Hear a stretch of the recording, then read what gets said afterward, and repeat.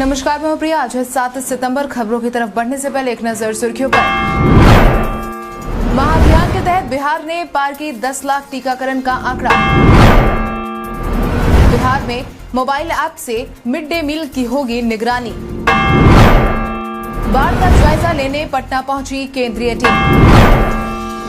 CM Nitish ने सुनी जनता दरबार, पहुंचे हर फरियादी की बात। रिटायर होने पर पुलिसकर्मियों को पेंशन के लिए नहीं करना होगा अब इंतजार। अब चले बढ़ते हैं बिहार की 25 बड़ी खबरों की ओर विस्तार से।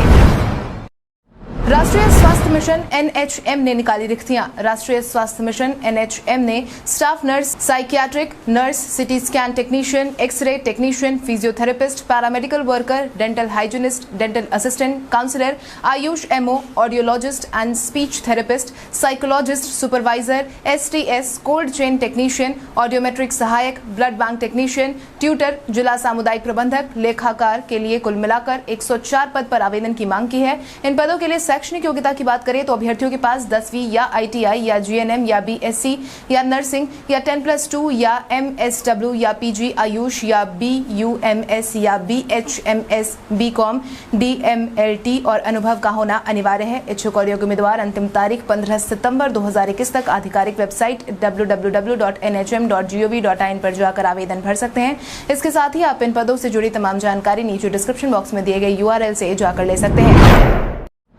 बिहार में मोबाइल ऐप से मिड डे मील की होगी निगरानी। बिहार में स्कूल खुलने के बाद शिक्षा विभाग मध्याह्न भोजन की गुणवत्ता को लेकर बिहार सरकार ने अपनी तैयारी तेज कर दी है, जिसके तहत अब बिहार में मिलने वाले मिड डे मील की निगरानी भी होने वाली है। इसको लेकर मोबाइल ऐप को तैयार करने का काम किया जा रहा है, जिसके बाद से अब मध्याह्न भोजन योजना के क्रियान्वयन और किचन में सफाई और बच्चों को परोसे जाने वाले भोजन की गुणवत्ता की जाँच अब की जा सकेगी।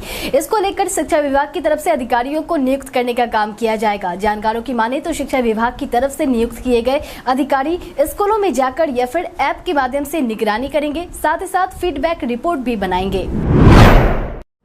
आज से भरे जा सकेंगे दूसरे चरण के पंचायत चुनाव के लिए नामांकन। बीते दिन दूसरे चरण के पंचायत चुनाव की अधिसूचना जारी होने के साथ ही आज से दूसरे चरण को लेकर नामांकन की प्रक्रिया शुरू होने वाली है, जो कि 13 सितंबर तक जारी रहेगी, जिसके तहत इच्छुक और योग्य उम्मीदवार जो दूसरे चरण में नामांकन का हिस्सा बनने चाहते हैं, ऐसा उम्मीदवार अब नामांकन कर सकते हैं। ज्ञात हो, दूसरे चरण में कुल 34 जिलों में 48 प्रखंडों में पंचायत चुनाव का आयोजन होने वाला है। हालांकि नामांकन भरने वाले उम्मीदवार इस बात का पूरा ख्याल रखें कि नामांकन भरने के दौरान राज्य निर्वाचन आयोग ने कुछ नियमों को लागू किया है, उसका पालन जरूर हो। इसके साथ ही पर्चा दाखिला के लिए निर्वाचन आयोग की तरफ से बड़ी तैयारी की गई है। प्रखंड स्तर पर बीडीओ निर्वाची पदाधिकारी बनाए गए हैं।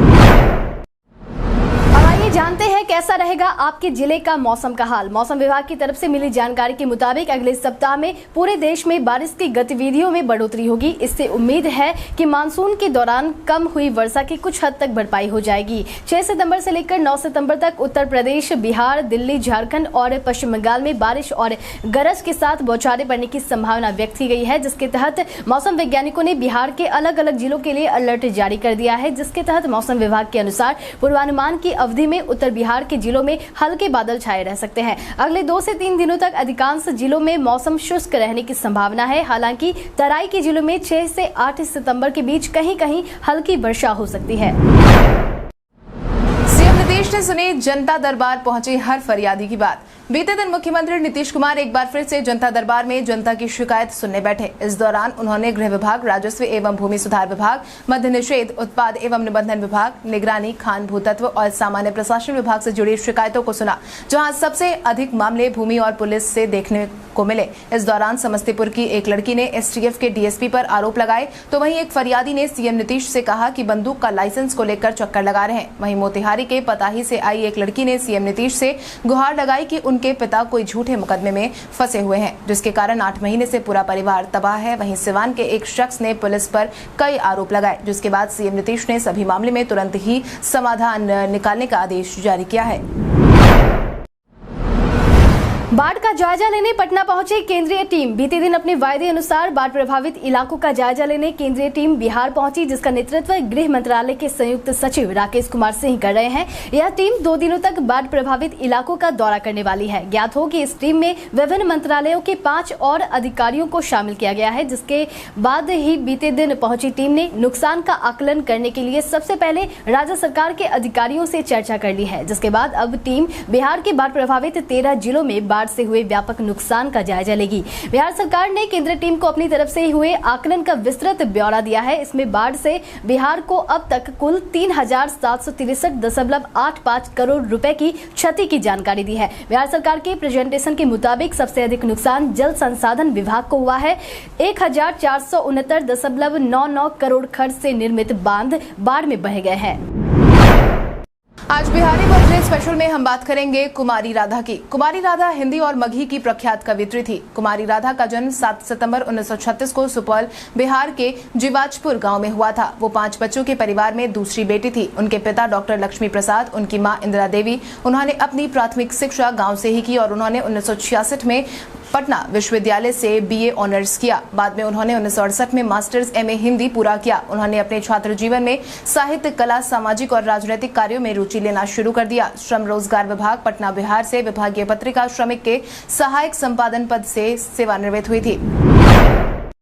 कार्यपालक सहायक अभ्यर्थियों ने खटखटाया सीएम नीतीश के दरबार का दरवाजा। सीएम नीतीश ने बीते दिन एक बार फिर से जनता की फरियाद सुनी। इस दौरान उनसे मिलने 2018 में चयनित कार्यपालक सहायक अभ्यर्थी भी पहुंचे थे, जो अब तक नियुक्ति नहीं होने से काफी परेशान नजर आ रहे हैं और अपनी परेशानी को लेकर ही सीएम नीतीश के दरवाजे पर पहुंचे थे। इन अभ्यर्थियों का कहना है कि 8,200 पदों के करीब पद पर नियुक्ति होनी थी, लेकिन चयनित अभ्यर्थियों में से आधे से भी कम की नियुक्ति हुई है। जो लोग बच गए हैं अब उसमें पेंच फंसाया जा रहा है और कहा जा रहा है कि आउटसोर्सिंग के माध्यम से आप लोगों को रखा जाएगा, लेकिन ऐसा कुछ नहीं हुआ है। इसलिए मुख्यमंत्री से हम यहां गुहार लगाने आए हैं कि जल्द हम लोगों का नियोजन हो जाए। हम लोग 2018 से ही इंतजार कर रहे हैं।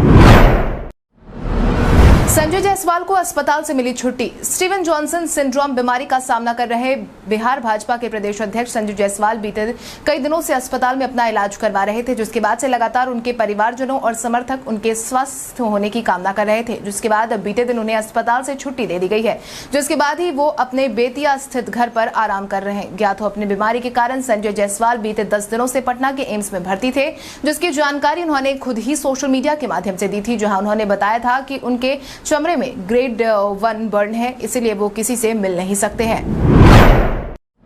बिहार में आज मातृ वंदना सप्ताह का है आखिरी दिन। भारत सरकार की तरफ से गर्भवती महिलाओं को उनके पहले प्रसव के दौरान प्रधानमंत्री मातृ वंदना योजना के अंतर्गत आर्थिक मदद की जाती है, जिसके तहत 5,000 रुपए दिए जाते हैं। इसे लेकर बिहार में मातृ वंदना सप्ताह मनाया जा रहा है, जिसका आज आखिरी दिन है। इसका लाभ बिहार सहित देश के सभी राज्य और केंद्र शासित प्रदेशों में मिलता है। इसके लिए गर्भवती महिलाओं को सिर्फ नजदीकी आंगनबाड़ी केंद्र में जरूरी दस्तावेजों की फोटो कॉपी जमा कर रजिस्ट्रेशन कर लिया जाएगा और फिर 3 किश्तों में 5,000 रुपए मिल जाएंगे। महाअभियान के तहत बिहार ने पार किया 10 लाख टीकाकरण का आंकड़ा। कोरोना टीकाकरण को लेकर इन दिनों बिहार में महाअभियान चलाया जा रहा है। इस महाअभियान के तहत बिहार ने 10 लाख टीकाकरण के आंकड़े को पार कर लिया है, जिसके तहत अब बिहार में टीकाकरण का आंकड़ा 4 करोड़ के पार पहुंच गया है, जिसकी जानकारी स्वास्थ्य मंत्री मंगल पांडे ने दी है। जिसके तहत बीते दिन इस बाबत उन्होंने अपना ट्वीट जारी करते हुए कहा कि बिहार की जनता को यह सूचना देते हुए बेहद ही खुशी हो रही है कि बिहार में टीकाकरण 4 करोड़ के आंकड़े को पार कर गया है, जिसके तहत अब बिहार में 6 महीने में 6 करोड़ के लक्ष्य को पूरा करना और आसान हो गया है। गोपाल मंडल पर FIR दर्ज होने के साथ ही पुलिस ने खंगाला CCTV फुटेज। जदयू विधायक गोपाल मंडल की मुश्किलें बढ़ने वाली हैं, क्योंकि आरा रेल पुलिस ने FIR दर्ज करने के साथ ही मामले की जांच शुरू कर दी है, जिसके तहत आरा रेल पुलिस ने CCTV फुटेज को खंगालना शुरू कर दिया है, क्योंकि ये विवाद जिस समय हुआ उस समय ट्रेन आरा रेल पुलिस के क्षेत्र में ही थी। पुलिस ने इस मामले में विधायक के खिलाफ FIR दर्ज कर लिया है और जाँच में जुटी है। ज्ञात हो कि तेजस राजधानी एक्सप्रेस में गोपालगंज के जदयू विधायक नरेंद्र कुमार नीरज उर्फ गोपाल मंडल और एक सहयात्री के बीच गर्मागर्मी हो गई थी। विवाद विधायक गोपाल मंडल के ट्रेन की बोगी में अंडरवियर और बनियान में घूमने से पैदा हुआ, जिसकी तस्वीरें भी सोशल मीडिया पर जमकर वायरल हुई थी।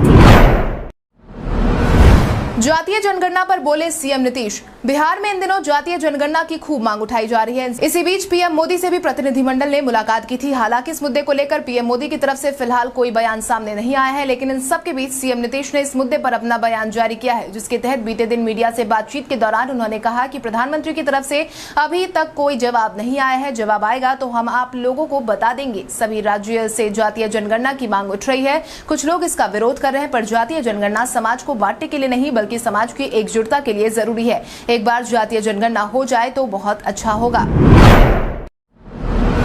बिहार को आईटी हब बनाने की शुरू हुई तैयारी। बिहार सरकार में सूचना एवं प्रौद्योगिकी विभाग की पहल से बिहार को आईटी हब बनाने की योजना पर काम हो रहा है। इस बाबत सूचना एवं प्रौद्योगिकी विभाग मंत्री जीवेश कुमार ने अपना बयान जारी किया है, जिसके तहत उन्होंने कहा है कि बिहार में विकास के सभी क्षेत्रों में काफी प्रगति हुई है। बिहार देश में जीडीपी वृद्धि के मामले में सबसे अच्छा काम करने वाले राज्यों में से एक है। पटना में पहले सूचना और प्रौद्योगिकी पार्क का निर्माण काम चल रहा है। बिहार में प्रति व्यक्ति सकल घरेलू उत्पाद में भारी वृद्धि हुई है। वर्तमान समय में राज्य की प्रति व्यक्ति की एनएसडीपी 13.41% के कगार से बढ़ी है। राज्य सरकार ने राजगीर नालंदा में 100 एकड़ भूमि पर एक आईटी सिटी बनाने का निर्णय लिया है।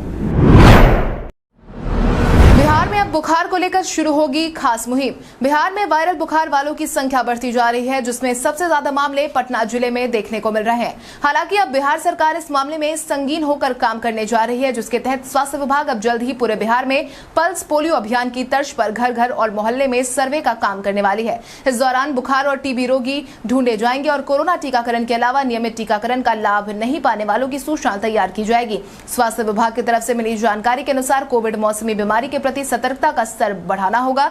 लक्षण वाले मरीजों को ढूंढा जाए और उनकी जांच कराई जाए। सर्वे के दौरान लोगों को कोविड के प्रति जागरूक किया जाएगा। लोगों को मलेरिया, चिकनगुनिया, डेंगू जैसी बीमारियों के लक्षण आदि के बारे में जागरूक किया जाएगा। अंचल निरीक्षक की हुई गिरफ्तारी। बिहार में दाखिल खारिज के नाम पर घूस लेने वालों की कमी नहीं है, जिसका प्रत्यक्ष प्रमाण बीते दिन देखने को मिला, जब धनरुआ में अंचल निरीक्षक उमापति प्रसाद को दाखिल खारिज के नाम पर घूस लेते हुए पकड़ा गया, जिसके तहत निगरानी विभाग ने उन्हें रंगे हाथों पकड़ लिया। यह मामला निगरानी के सामने तब आया जब फजलचक निवासी अनिल कुमार से दाखिल खारिज के नाम पर प्रभारी अंचल निरीक्षक के द्वारा 4000 रुपए घूस मांगे गए थे, जिसकी जानकारी पीड़ित व्यक्ति ने बीते दिन निगरानी विभाग को दी, जिसके बाद ही निगरानी विभाग की टीम ने प्रभारी अंचल निरीक्षक धनरुआ को रंगे हाथों घूस लेते हुए दबोच लिया। ज्ञात हो कि आए दिन मसौरी अंचल से ये शिकायतें मिलती रही हैं कि अंचल कर्मियों की तरफ से दाखिल खारिज के एवज में लोगों से पैसे लिए जाते रहे हैं। रिटायर होने पर पुलिस कर्मियों को पेंशन के लिए नहीं करना होगा इंतजार। अब वैसे पुलिसकर्मी जो पेंशन लेते हैं, उन्हें अपने पेंशन के लिए इंतजार नहीं करना होगा, क्योंकि पुलिसकर्मियों को हो रही परेशानी को ध्यान में रखते हुए पुलिस मुख्यालय ने विशेष व्यवस्था करने का आदेश जारी किया है, जिसके तहत सभी जिलों के पदाधिकारियों को निर्देश दे दिया गया है कि अब हर महीने ऐसे पुलिसकर्मियों की सूची तैयार की जाएगी जो अगले 2 साल में रिटायर हो जाएंगे। इसके साथ ही सभी पुलिसकर्मियों की अलग अलग फाइल खोली जाएगी, जिसके बाद अब रिटायर होने वाले सभी पुलिसकर्मी से संबंधित किसी भी तरह के पत्राचार की कॉपी इसी फाइल में रखने का काम किया जाएगा। ज्ञात हो कई बार ऐसा हुआ है कि पुलिसकर्मी रिटायरमेंट के 6 महीने के बाद भी पेंशन के बिना इधर उधर भटकते रहे हैं। यही कारण है कि पुलिसकर्मी रिटायरमेंट के 6 महीने पहले ही अपने सभी पेपर्स को एकजुट कर उसे ठीक करने में जुट जाते हैं। इसी को ध्यान में रखते हुए पुलिस मुख्यालय ने अब यह निर्णय लिया है। कृषि मंत्री अमरेंद्र प्रताप सिंह ने किया कृषि यंत्रों की मरम्मति के लिए प्रशिक्षण कार्यक्रम का उद्घाटन। बीते दिन कृषि विभाग मंत्री अमरेंद्र प्रताप सिंह ने कृषि यंत्रीकरण राज्य योजना के अंतर्गत स्वरोजगार सृजन के लिए कृषि यंत्रों की मरम्मति करने के लिए आवासीय प्रशिक्षण योजना का उद्घाटन कृषि अभियंत्रण कर्मशाला मीठापुर कृषि फार्म पटना में कर दिया है। इस दौरान मंत्री जी ने अपना बयान जारी करते हुए कहा कि फसलों का उत्पादन और उत्पादकता बढ़ाने के लिए कृषि यंत्रों की भूमिका बेहद ही जरूरी होती है। बिहार में किसानों द्वारा बड़ी ही संख्या में उन्नत कृषि यंत्रों का उपयोग खेती करने के लिए किया जाता है, लेकिन सुदूर क्षेत्रों में खेती उपकरणों की मरम्मति और उचित रखरखाव के लिए तकनीकी रूप से मरम्मत करने वालों की कमी रहने के कारण किसानों के बहुत से यंत्र अनुपयोगी हो जाते हैं। इस समस्या के निदान के लिए ही इस प्रशिक्षण को शुरू किया जा रहा है। बंगला खाली करने के नोटिस के बीच चिराग ने 12 जनपद पर लगाई पिता की मूर्ति। चिराग पासवान को हाल ही में केंद्र सरकार की तरफ से 12 जनपद बंगले को खाली करने का नोटिस जारी किया गया था। हालांकि अभी इस नोटिस पर चिराग ने कोई प्रतिक्रिया तो नहीं दी है, लेकिन इन सब के बीच उन्होंने इस बंगले में रामविलास पासवान की मूर्ति की स्थापना करवा दी है, क्योंकि यह बंगला पिछले 30 सालों से रामविलास पासवान के नाम पर ही आवंटित था। जिसके बाद अब राजनीतिक गलियारे में इस मुद्दे को लेकर काफी चर्चाएं होने लगी है, क्योंकि हाल ही में यह बंगला केंद्रीय IT और रेल मंत्री अश्विनी वैष्णव को आवंटित किया गया है। लेकिन अब जब चिराग ने बंगले में मूर्ति लगवा दी है, तो आगे केंद्र की तरफ से क्या कदम उठाए जाते हैं, यह देखने वाली बात होगी। कोरोना के माहौल में सेहत पर खर्च करने के मामले में बिहार ने कई राज्यों को छोड़ा पीछे। कोविड-19 के माहौल में सेहत पर खर्च करने के मामले में बिहार वासियों के कई राज्यों को पीछे छोड़ने का काम किया है, जिसके तहत बिहार दूसरे नंबर पर पहुंच गया है। वहीं पहले नंबर पर असम है, यानी कि बिहार वासी असम राज्य को छोड़कर बाकी सभी राज्यों की तुलना में अपनी सेहत पर ज्यादा खर्च कर रहे हैं, जिसका खुलासा अंतर्राष्ट्रीय संस्था ऑक्सफेम ने किया है। ऑक्सफेम की तरफ से साझा की गई जानकारी के मुताबिक बिहार में सार्वजनिक स्वास्थ्य सुविधाओं के नेटवर्क के विस्तार ने कोरोना की मारक असर को कमजोर किया है। वर्तमान समय में बिहार सरकार ने GDP का 2% स्वास्थ्य सुविधाओं की संरचना विकसित करने में खर्च किया है। यह असम के बाद देश के किसी भी दूसरे राज्य या फिर केंद्र शासित प्रदेश से ज्यादा है। तेज प्रताप के सपोर्ट में उतरी भाजपा। लगातार राजद और दोनों भाइयों का विरोध करने वाली भाजपा अब तेज प्रताप के समर्थन में उतर गई है। जिस भाजपा ने अब तक तेज प्रताप की शिक्षा और बुद्धि पर सवाल उठाया था, आज आलम यह है कि उसी भाजपा ने तेज प्रताप को टैलेंटेड घोषित कर दिया है। और ये हुआ है तेज प्रताप यादव के अलग संगठन छात्र परिषद के निर्माण के बाद। इस बाबत भाजपा नेता मंत्री नीरज कुमार बबलू ने कहा कि तेज प्रताप यादव बहुत टैलेंटेड नेता है और उन्होंने अपने टैलेंट का इस्तेमाल करते हुए नए छात्र विंग का गठन किया है। बिहार सरकार के मंत्री ने नए छात्र विंग के लिए तेज प्रताप यादव को बधाई भी दी। लालू यादव तेज प्रताप यादव को टैलेंट के हिसाब से पार्टी में सही पद नहीं दे रहे हैं, उन्होंने ये बात भी कही। सुशांत सिंह राजपूत मामले में पटना हाई कोर्ट ने जारी किए निर्देश। पटना हाई कोर्ट ने बीते दिन अभिनेता सुशांत सिंह राजपूत मामले में सुनवाई की। इस दौरान कोर्ट ने सुनवाई करते हुए सुशांत की संदेहास्पद जान जाने के मामले में सुनवाई की। साथ ही साथ सुनवाई के बाद राज्य सरकार को मामले की मेरिट तय करने का निर्देश दिया है, जो कि LLB के छात्र देविंदर देवता दीन दुबे ने लोकहित याचिका पर सुनवाई के दौरान उक्त आदेश जारी किया है। इस दौरान याचिकाकर्ता ने जांच पर सवाल उठाते हुए कहा कि सुशांत सिंह राजपूत की संदेहास्पद जान जाने के 45 दिन तक प्राथमिकी दर्ज नहीं की गई थी। अनुसंधान में विलंब होने से साक्ष्य मिटा दिए गए हैं, जिसके बाद अब कोर्ट ने इस मामले पर अगली सुनवाई 1 सप्ताह बाद करने की बात कही है। चौथे टेस्ट मैच में जीती भारतीय टीम, स्कोर हुआ 2-1। भारत और इंग्लैंड के बीच 5 मैचों की टेस्ट सीरीज का चौथा मुकाबला कनिंगस्टन ओवल में खेला गया, जिसमें भारत को जीत मिली है। मैच के चौथे दिन भारत ने दूसरी पारी में 466 रन बनाए और साथ ही मेजबान इंग्लैंड के सामने जीत के लिए 368 रन का लक्ष्य रखा था। चौथे दिन इंग्लैंड ने बिना किसी नुकसान से 77 रन बनाए थे। मैच के आखिरी दिन इंग्लैंड ने दूसरी पारी में 10 विकेट के नुकसान के साथ 202 रन बना लिए। इंग्लैंड 154 रनों से मैच हार गई है। भारतीय टीम की पहली पारी में 191 रन पर आउट हो गई थी और इसके बाद शायद ही किसी ने सोचा था कि भारत की टीम इस तरह से कम बैक करेगी। इंग्लैंड ने मैच की पहली पारी में 290 रन बनाए थे और 99 रनों की बढ़त ली थी, जिसके बाद अब चौथे टेस्ट मैच को भारतीय टीम ने जीत लिया है। भारत के इतिहास में आज की तारीख कई कारणों से है दर्ज। बैंक ऑफ इंडिया की स्थापना साल 1906 में आज ही के दिन हुई थी। भारतीय सीमा पर साल 1965 में चीन द्वारा सेना की तैनाती की घोषणा आज ही के दिन हुई थी। भारत अमेरिका परमाणु करार के तहत NSG के 45 सदस्यों ने 2008 में भारत को अंतर्राष्ट्रीय बिरादरी से परमाणु व्यापार की छूट आज ही के दिन दी थी। बंगाल के राज्यपाल गोपाल कृष्ण गांधी, राज्य के मुख्यमंत्री बुद्धदेव भट्टाचार्य व तृणमूल कांग्रेस के अध्यक्ष ममता बनर्जी के बीच साल 2008 को सिंगूर में टाटा मोटर्स के मामले में सहमति आज ही के दिन बनी थी। भारत के पंकज आडवाणी ने साल 2009 में विश्व पेशेवर बिलियर्ड्स का खिताब आज ही के दिन जीता था। 55वें राष्ट्रीय फिल्म पुरस्कार 2007 में सर्वश्रेष्ठ फिल्म का खिताब निर्देशक प्रियदर्शन की फिल्म कोजीवरम को साल 2009 में आज ही के दिन मिला था। अशोक चक्र विजेता विमान परिचारिका नीरजा भनोट का जन्म साल 1963 को आज ही के दिन हुआ था। प्रसिद्ध फिल्म निर्देशक BR इशारा का जन्म साल 1934 को आज ही के दिन हुआ था।